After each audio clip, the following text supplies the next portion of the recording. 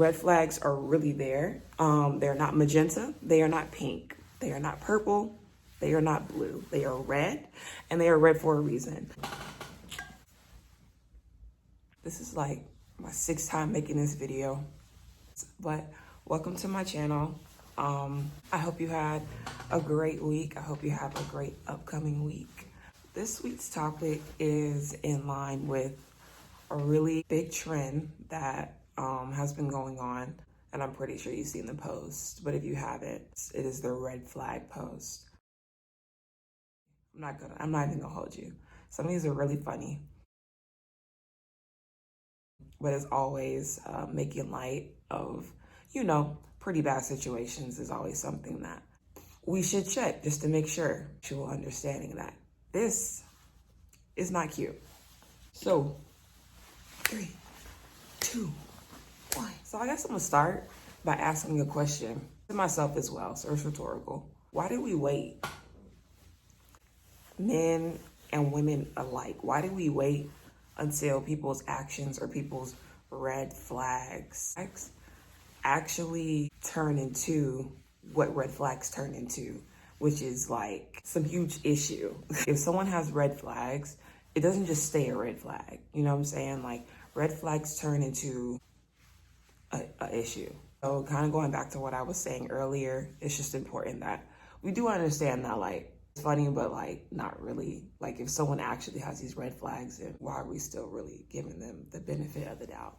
And I say that, because no one's perfect. I say that because a lot of these red flags, like, I'm gonna just give you some examples.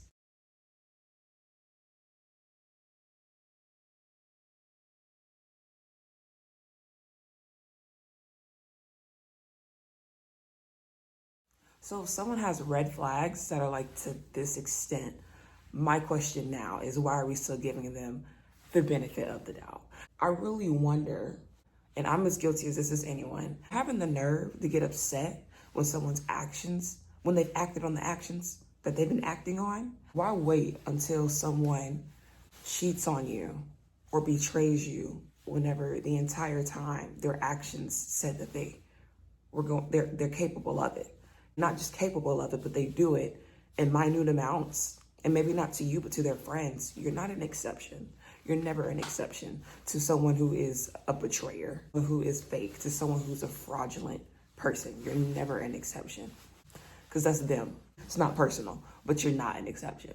If someone has, faced incident like they caught their partner cheating, some people really do, maybe didn't expect it at all. I've been in a situation before. There have been other times when I've just ignored what someone is actively doing and then expected them to wake up one day and change. Why? I don't even know. But I don't care. I've been stupid.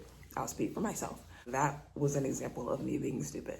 Another thing is this post about the red flags, because this is the one that I have a question for.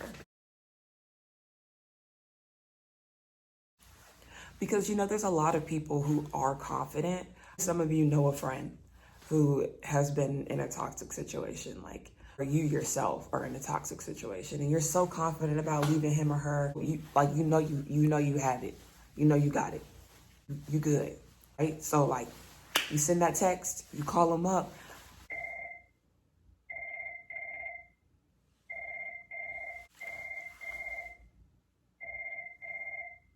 Everything's good until a couple days pass and they hit you up.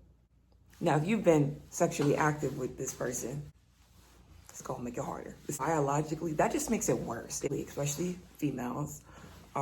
We are made to desire the person that we have been sleeping with, and that's because we're humans. Okay, back. But we're also a species. God made. Like, argue with your mama, but that's how God made people, to desire to be with the person that they have slept with. With that being said, we got to take sex more seriously. Personally, I haven't always acted on it, but I do believe that celibacy is the best route. If you are religious or spiritual, you may understand. But if you're not, then just look at the facts of life and seeing the amount of fatherlessness and, like, the broken families, the STDs, a lot. It's a lot. I think we could all agree. I'm not saying we all would practice it, but I think we could all agree that if people were celibate, relationships, soul ties, I don't know if anyone believes in those. I do. They are real. Those things would be a lot, wouldn't affect our lives so much. We wouldn't have conversations so much about red flags if people actually practice wanting to be with one person, like in a committed relationship or marriage. And that's just how I feel. I know everyone doesn't feel that way. You don't want to admit that it's the sex. Tyrone, you can't stop messing with Keisha. Y'all can't leave because you got those soul ties and you bound. Because people don't want to admit it's the sex. But deep down, you know that you have a very strong attachment to this person that you have been sleeping with. The reality is, if you take sex out of the equation and this person is just doing you dirt, you're not going to feel nearly as entitled to help them, to stay around, to hope that they're going to change. No. Sex changes everything. And the fact that we live in a culture that over-glorifies sex, that sex is everything, we're setting ourselves up for failure in a lot of ways. And honestly, I don't know. A lot of y'all may not agree. A lot of y'all might feel how y'all feel. And that is fine. Keep going. And keep getting them red flags. Keep sticking by him. Keep standing by him. Go ahead and stand by him because that's your man and it's yours and it's your problem and you can go ahead. But anyways, sex is not something that, it's just not as unimportant and insignificant a lot of people in society tries to make it seem. That's the point I want to get across right now. A lot of guys, I know females who do it as well, but a lot of guys, nah, it ain't nothing like it ain't nothing to me like. Shut up. Shut up. No. Really acknowledge the fact that when sex is involved, it makes it harder to leave someone who is not good for you, who is full of red flags, who is still texting their ex, who is still going to the club even though you really don't want them to, someone who is still doing X, Y, and Z, and you feel like you just feel like you got to stay by them. Why? Their actions are actioning, and you're just going to wait till they do something so big to leave, and now you're hurt. Some nerve to really be upset.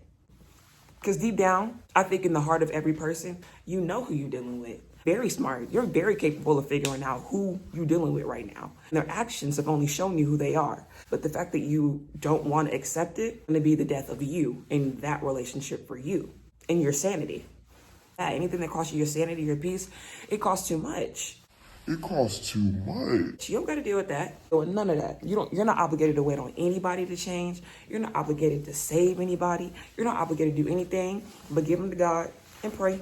And that's it. Where this video ends, I'm going to give y'all a statistic. There are 7.8 billion people on the planet. 7.8 billion people, right? If you dated someone every single day from the day you were born, from day one,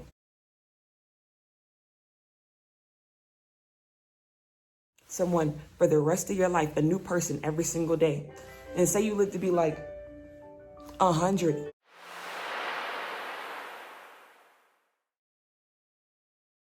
become close to dating 1% of the population. I'm a very firm believer that people are unique and they are not disposable. They are not. The people are also not our projects. Go on with your life. You don't have to wait on anybody. There's no reason why millions of people should be relating on the fact that we understand these are red flags. And the only reason we understand the red flags is because we've all noticed that someone had those characteristics. We've all ignored them, and we've all seen it come back to bite us in the butt, which is why we're all talking about it. What I'm trying to make, it's actually not that good that we can all relate on this. It's good that we're talking about it, but is it really a good thing that we can relate on this? Because once you make light of it, people keep going on. But as time goes on and y'all start making all these jokes, it loses its seriousness. But the thing is, it had an actual point, and the serious part of it was very, very valid. If they have those red flags, you need to exit. Exit stage left. Oh, just go ahead and leave. That is not your problem anymore, unless you want it to be. Red flags are really there. They're not magenta. They are not pink. They are not purple. They are not blue. They are red, and they are red for a reason. Choose to ignore them, whether you choose to reap the benefits or lack thereof of ignoring the red flags.